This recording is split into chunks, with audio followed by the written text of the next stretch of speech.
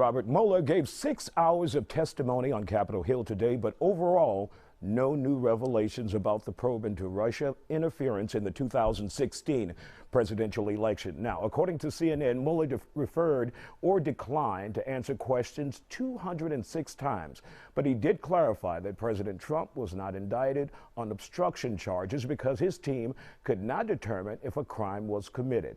And the former counsel declared Russian election interference one of the greatest challenges to democracy that he had encountered in his career. Our investigation found that the Russian government interfered in our election in sweeping and systematic fashion. Second, the investigation did not establish that members of the Trump campaign conspired with the Russian government. President Trump slammed Mueller's testimony and declared today a victory for himself. The performance was obviously not very good. He had a lot of problems, but what he showed more than anything else is that this whole thing has been 3 years of embarrassment and waste of time for our country. And you know what? The Democrats thought they could win an election like this. I think they hurt themselves very badly for 2020. The president praised his Republican colleagues who questioned Mueller, calling them warriors. Here to talk about it is conservative commentator Justin Laurie, Chris Hollins of the Texas Democrat Party, and Dr. David Branham, professor of political science at UHD. Dr. Branham, what did you see today? Any new revelations, anything that stood out? I think Robert Mueller made sure there was no new revelations. I think the Democrats, when they wanted to have him come and testify before Congress, they were hoping for a lot more. When he sent the message that he really didn't want to do this, I think they probably should have took the message, because I don't think he was very effective for them today. The Republicans kind of set it up where they could ask him a lot of questions where they knew he wasn't going to answer those questions, and so they kind of made themselves look good in a way doing that. But there were times when the Democrats would ask questions and try to set him up, and he still would not come through for them. So overall, I think the Democrats suffered a loss on this battle today. Chris, did the Democrats waste the public's time and Mueller's time? I don't believe so, Isaiah. So before today, only 3% of Americans had read the Mueller report. Today, in his testimony, Robert Mueller was able to confirm a few things for us. First, that a foreign power, Russia, interfered with our presidential elections in a way we had never seen before.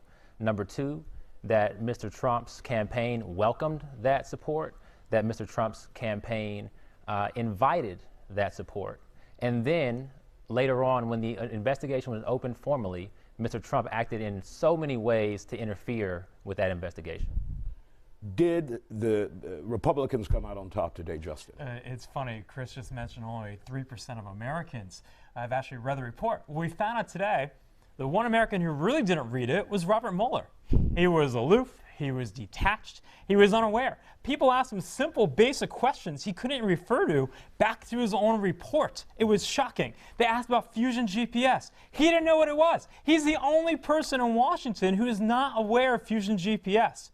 No, that's not true. He said absolutely GPS was outside the scope of his work. It was outside his scope of his work. That is what he's doing. He's there to investigate Russian interference. Here was this dossier that was created by a political adversary, and then he doesn't even want to look at the origins, what the information, where it came from. Is this Russian information? Is it Russian disinformation? But he had no interest. He wouldn't even go into it. And he said it's outside of his purview. It's nothing but pure comedy. It's outrageous. Was Mueller prepared?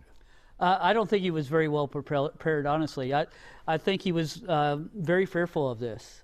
I think he was afraid that he was going to get exposed as somebody who did not know a lot about what was going on in the report, and he had delegated a lot of this out during the investigation. So I think he was worried about that, and that's the reason why he wanted his assistant next to him to help him answer the questions. So I think it was troublesome. But Chris, I think, is right in that, yeah, there's a lot of people who have not read the Mueller report. The Mueller report is 484 pages, and I don't think there's anybody who's really read it very closely, or very few people. But the media has covered all of these issues exponentially over the last few months. Everything on the obstruction of justice side in Volume 2, the Russian collusion in Volume 1. So I don't think there was too many people who got a lot today that they didn't already know about. Chris, would this mean bad news for the president re-election time?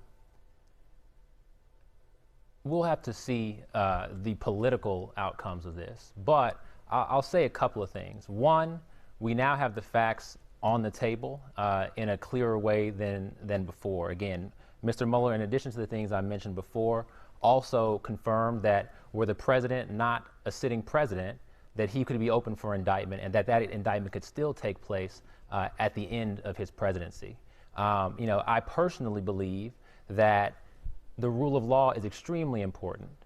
And to uphold the rule of law, the president himself cannot be above the law. All right. And so I believe we have a moral obligation to continue an impeachment inquiry. All right. Thank you, gentlemen. We're out of time.